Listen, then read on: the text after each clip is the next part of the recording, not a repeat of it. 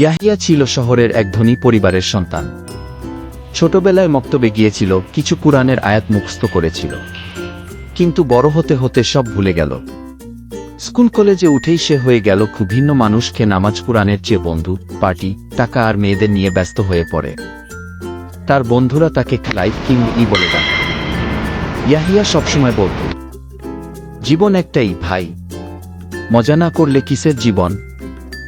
নামাজ বুড়ো বয়সে করব, রোজা ভানা তো মজা, মা বাবা সবসময় বকাবকি করে, দূরে থাকাই ভালো।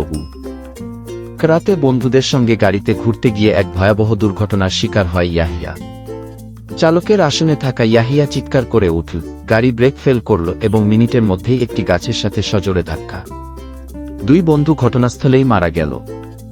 ইয়াহিয়া অজ্ঞান হয়ে পড়ে। হাসপাতালের বিছানায় 3 দিন পর জ্ঞান ফিরে আসে তার।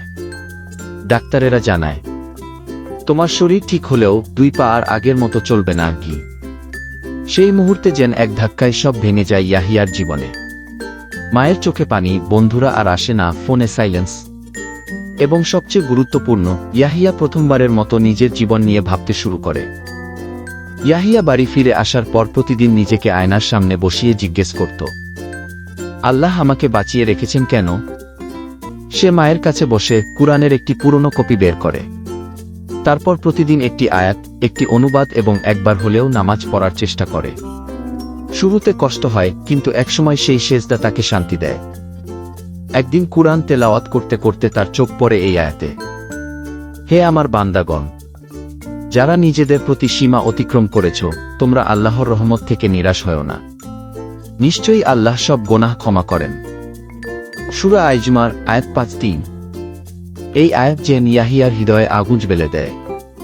সে নিজের জীবনের প্রতিটি গোনাহ স্মরণ করে, মায়ের চোখের পানি, নামাজ ফেলে রাখা, হারাম আয়, খারাপ দৃষ্টিতে তাকানো, সব মনে পড়ে। তারপর সে বলে ওঠে, হে আল্লাহ, যদি আপনি 7-0 বার ক্ষমা করেন, আমি 7-0 বার ফিরে আসব। আমি জানি আমি গোনাহগার, কিন্তু আমি আপনার দয়া ছাড়া কিচ্ছু না। এক রাতে তাহাজ্জুদের সময় সবার অজান্তে ইয়াহিয়া হুইল চেয়ার ঠেলে করে নিজের ঘরেই সেজদায় পড়ে যায়। সে শুধু বলে, আল্লাহুম্মাগফিরলি ইন্নী কুনতু মিনাজ জালিমিন, কি হে আল্লাহ, আমাকে মাফ করুন, আমি নিশ্চয়ই জালিমদের মধ্যে ছিলাম। কান্না থামে না। তার মা দরজার ফাঁক দিয়ে দেখে, সেই ছেলে যে একদিন ধর্মের নাম শুনলেই বিরক্ত হতো, আজ কান্নায় ভিজে গেছে সেজদায়। মা শুধু ফিসফিস করে বলে, আলহামদুলিল্লাহ, তুমি ফিরে এসেছ গো। এরপর ইয়াহিয়ার জীবন নতুনভাবে শুরু হয়। প্রতিদিন 5 ওয়াক্ত নামাজ, নিয়মিত কুরআন তেলাওয়াত, মা বাবার প্রতি ভক্তি, ইসলামিক জ্ঞান অর্জন, সোশ্যাল মিডিয়ায় গুনাহমুক্ত জীবন নিয়ে কথা বলা। সে তার পুরনো বন্ধুদের কাছে ভিডিও মেসেজ পাঠায়, ভাইরা, দুনিয়া একটা ধোঁকা, এখনই ফিরে আসো আল্লাহর দিকে। আমি ফিরে এসেছি, আল্লাহ আমাকে 7-0 বার ক্ষমা করেছেন, এখন তোমার পালা গি।